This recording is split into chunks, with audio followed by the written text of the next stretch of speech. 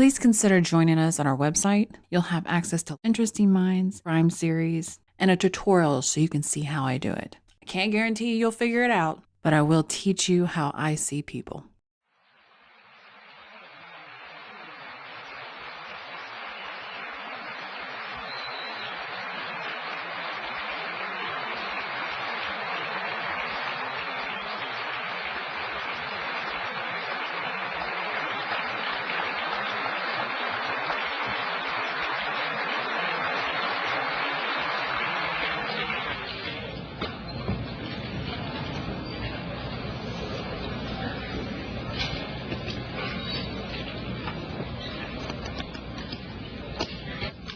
Ladies and gentlemen, welcome to the Manned Spacecraft Center. This is the Apollo 11 press conference. Now, just so you know, that was a large crowd, a very large crowd. And these three guys who are not used to being in front of the public. Yeah, they're astronauts and they had a little taste when they got off the shuttle and on the shuttle. But they're not movie stars. They're regular Joes in front of a large audience. We're going to see stress just from that. You can already see the two gentlemen, black and brown. I don't remember the brown guy's name. I know the other one is Armstrong. They're down. They're trying to make themselves small, but at the same time, look presentable. To be up. Face the audience. Lots of stress there. Buzz, on the other hand, very comfortable in the limelight. He's okay with the large crowd. The format today will consist of a 45-minute presentation by the Apollo 11 crew, followed by question and answers. At this time, I'd like to introduce the Apollo 11 crew. Apparently not that comfortable because he's petting himself. Watch the hand. Astronauts Neil Armstrong, Michael Collins, Edwin Aldrin. Neil?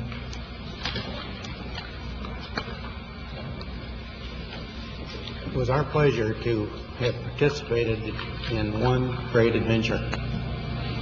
So he goes to speak, and he brings his shoulders inward. He's having a hard time keeping eye contact with the audience. That's stress. That's stage fright. It's an adventure that took place not just in the month of July, but rather one that took place in the last decade.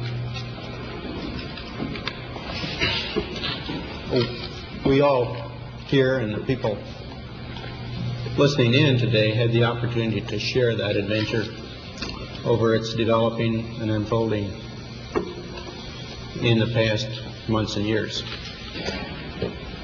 It's our privilege today to share with you some of the details of that final month of July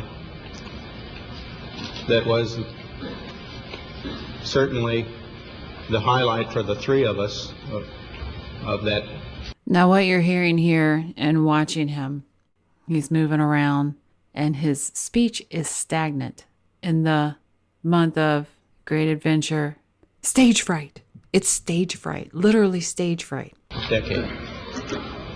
We're going to divert a little bit from the format. The big swallows. He's not really looking up. He's constantly looking down. He is stressed. And his hands, even when they come open, nothing else moves. It's just the hands. It's like the wrists are pinned down. Stage fright. Of past press conferences and talk about the things that interested us most, in particular the... And Buzz has got a little of it too. He came off a little strong, but no, he's a little of it too. So Armstrong mentions that they're all going to take turns. And Buzz starts playing with his papers. He gets a little lower, just slightly lower. He is stressed. He's got some stage fright as well. Remember, this is the time when there weren't cameras everywhere and large audiences following you around, where the average Joe could get on Instagram or YouTube and become an instant star. The things that occurred on and about the moon. We will use a number of films and slides which most of you have already seen, and with the intent of pointing out some of the things that we observed on the spot which may not be obvious to those of you who are who are looking at them here from the surface of Earth.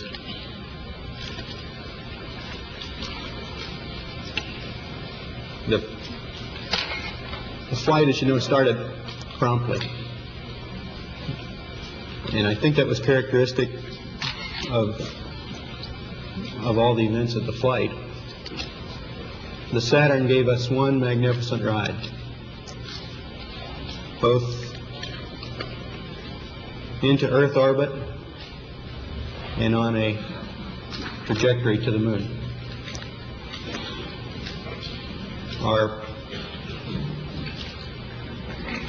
Our memory of that actually differs little.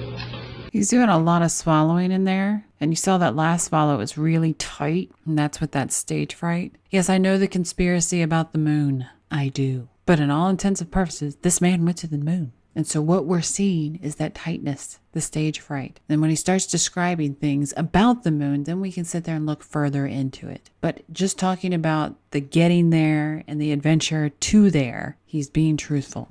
From the reports that you have all heard from those previous Saturn V flights, and those the previous flights served us well in preparation for this flight in the boost as well as the subsequent phases.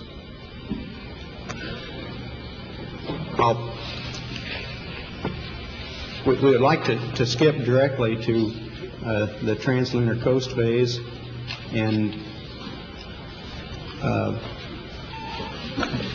undockings, the transposition and docking sequence.